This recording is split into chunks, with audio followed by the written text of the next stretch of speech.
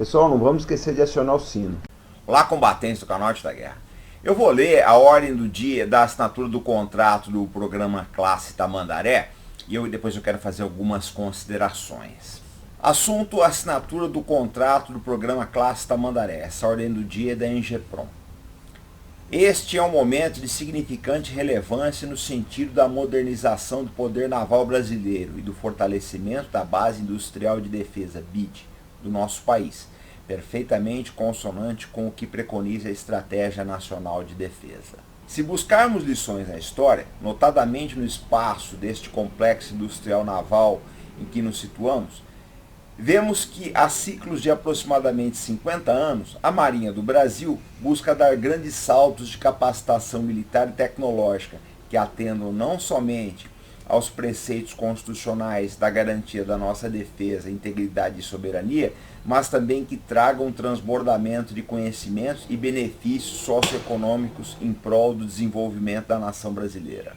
Assim ocorreu com a famosa Esquadra de 1910, que trouxe em seu bojo, além dos meios navais mais sofisticados de sua época, a necessidade de dotar o Brasil de uma infraestrutura industrial como esta do Arsenal de Marinha do Rio de Janeiro, a MRJ, no contexto de uma economia ainda basicamente agrícola pré-industrial. Facilmente se compreende o quanto esse audacioso e vultoso empreendimento contribuiu para o processo de industrialização nacional, que viria a se consolidar a partir da segunda metade do século XX.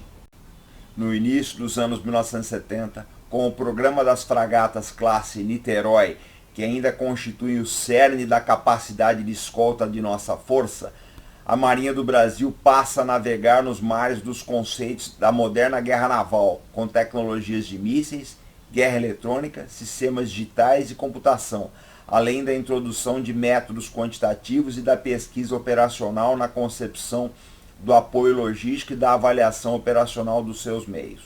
Uma vez mais, é inequívoca a contribuição que esse ambiente educacional, científico, tecnológico empreendeu no fomento da ciência e da tecnologia nacionais, fazendo jus ao esforço da sociedade brasileira em construir um poder naval compatível com a dimensão e as responsabilidades estratégicas do Brasil. Hoje, em formalização do contrato de aquisição das fragatas da classe Tamandaré, passamos a ser conduzidos por uma terceira onda de expectativas e oportunidades de alavancagem operativa, tecnológica, logística e industrial, com repercussão direta sobre a matriz econômica brasileira, o que resultará em considerável efeito multiplicador sobre a economia como um todo, haja vista a atração de conhecimentos e a obrigatoriedade da participação da indústria nacional nas cadeias produtivas que se formarão em função da sociedade de propósito específico, Águas Azuis Construção Naval Limitada,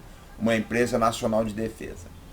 Desta feita, diferentemente das ondas anteriores, não dependeremos de capitais internacionais. O próprio Estado brasileiro, por meio da capitalização de uma de suas empresas estratégicas de defesa, a Engeprom, garantirá a sustentabilidade financeira desse verdadeiro e necessário investimento de Estado.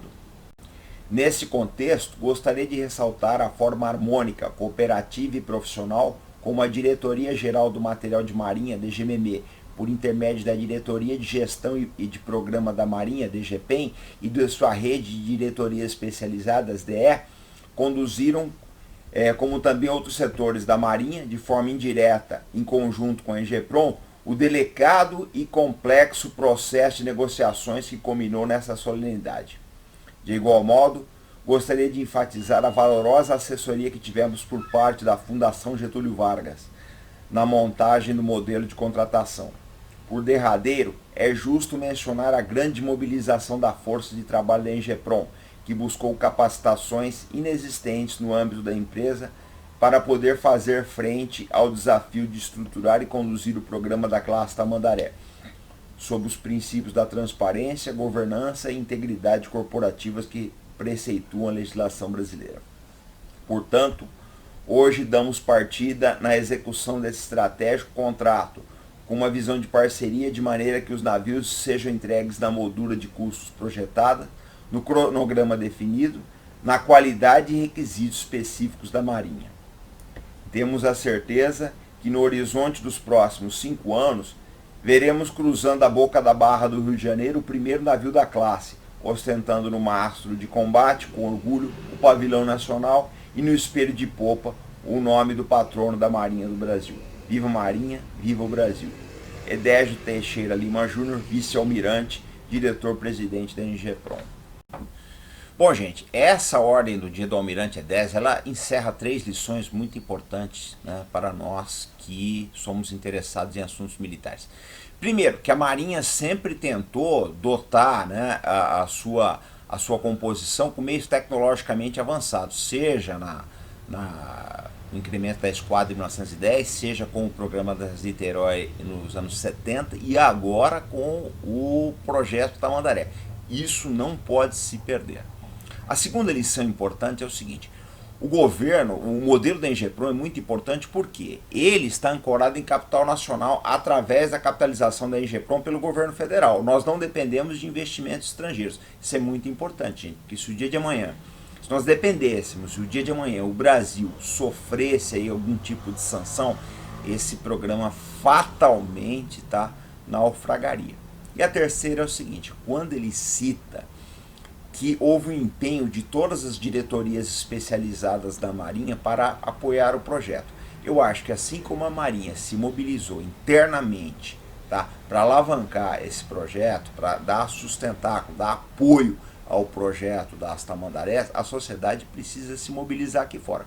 Como é que nós fazemos isso? Aquilo que eu sempre peço aqui no canal: mobilizem seus deputados, gente. Quando vocês forem votar, chega lá o fulano, vem cá, qual que é o seu programa, Qual que é o seu projeto para a defesa do Brasil? Precisa, gente. O Congresso, né, nas 2 câmaras, tanto o Senado quanto a Câmara dos Deputados, precisam se mobilizar nesse aspecto.